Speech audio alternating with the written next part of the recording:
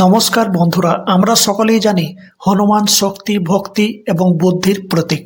তার চরিত্র থেকে আমরা এমন অনেক কিছু শিখতে পারি যা আমাদেরকে দৈনন্দিন জীবনে কঠিন পরিস্থিতির মোকাবিলা করতে এবং মানসিকভাবে উজ্জীবিত করতে সাহায্য করে। হনুমান আমাদের শেখায় যে নিজের উপর আত্মবিশ্বাস থাকলে কোনো বাধাই আমাদের পথের কাঁটা হতে পারে না।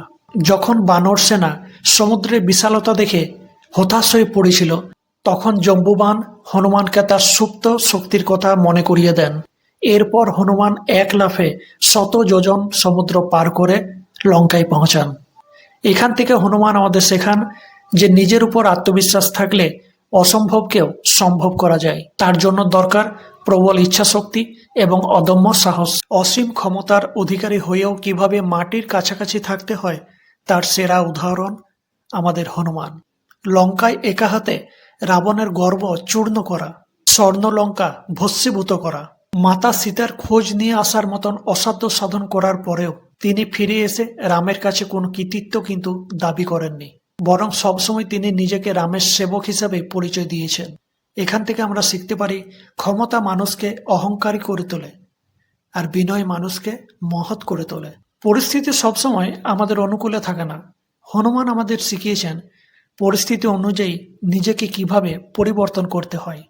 লঙ্কায় প্রবেশের সময় সুরসা রাক্ষসী হনুমানকে গিলে খাবার জন্য নিজের মুখের আকার বিশাল করে ফেললেন, আর তখন হনুমান নিজের শরীরের আকারও আরো বিশাল করে ফেললেন। কিন্তু মজার বিষয় কি জানেন?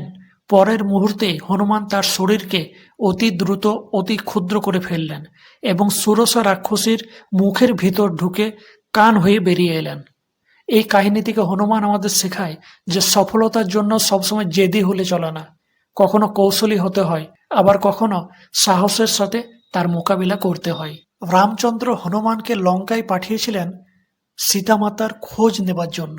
লঙ্কায় গিয়ে হনুমান সীতামাতার খোঁজ নিলেনই, পাশাপাশি রাবণের অশোক বাটিকা ধ্বংস করলেন, লঙ্কার সুরক্ষা ব্যবস্থা দেখে এলেন এবং পরিশেষে শত্রুর মনে ভয় ঢুকিয়ে দিয়ে এলেন। এখান থেকে হনুমান আমাদের শেখায় যে চাকরির জগৎ হোক বা ব্যবসার জগৎ হোক, আমাদেরকে যে দায়িত্ব দেওয়া হয়েছে তার থেকে একটু বেশি কাজ করাই ভালো।